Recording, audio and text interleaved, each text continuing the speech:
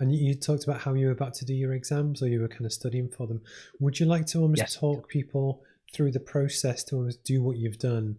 And the idea, as I mentioned before the call, is that I'll kind of clip this up, but actually for people who want to get into financial services, or etc., might find it really interesting to just kind of know what the process is, what the kind of exams are, how long it takes, and that, and what it means at the end.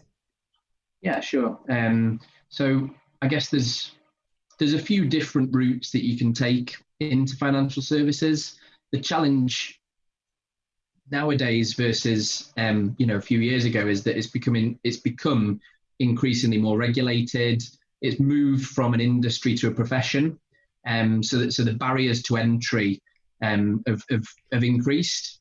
The route that I ended up going down was an accelerated route, which meant that I went back into full-time learning mode for 6 months, basically, where so St James's Place, which is the organisation that I've aligned myself with, run an academy programme, which is a 6-month programme for experienced professionals to get you through the qualifications that you need to take.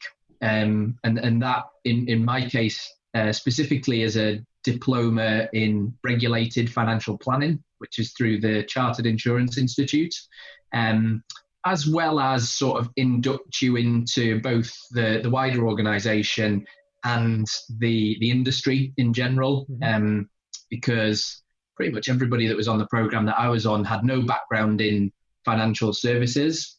So it was getting up the curve in terms of what does that industry look like, how does it operate, how is it regulated, all that type of stuff. And that worked really well for me. It was something that I enjoyed going through the process of learning, and the fact that I was able to do that and do it in such an accelerated period of time meant that there's a lot of knowledge that's aggregated over the last 6 months that I'm now able to go back out into the real world and use in front of clients and to help clients as I'm sitting down with them, really.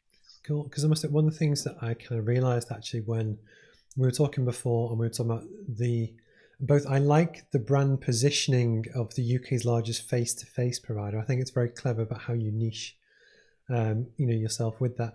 But essentially what you do, and actually what I do, is a lot about trust. Because actually, especially for what you do, if someone's going to hand over their quite life savings, their pensions, their house in some ways, everything, you have to have absolute 100% trust that this guy, what he's telling me is accurate. I have faith in him.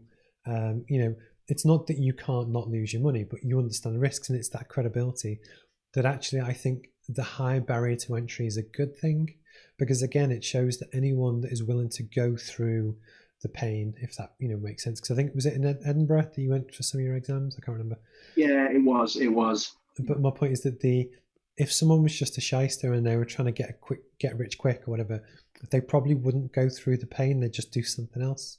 So again, it's all really, it's good. And then it's how, I guess, in some ways, when you said about you left uni 18 years ago, and I'll be something similar, I thought, God, we're getting old now. It catches up with you quick.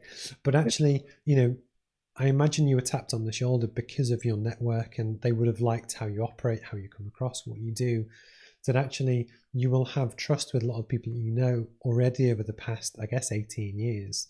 That although you might have operated for a different company, a different sector, your moral value and what you're about and your background and your approach, people recognize, again, as we said at the start, it's quite a small region, but it will all accumulate and add up to hopefully what you're kind of doing now, and almost, in a very successful way that I hope when you do your own business development and go and speak to people, you've already done 90% of the difficulty to almost make yourself credible.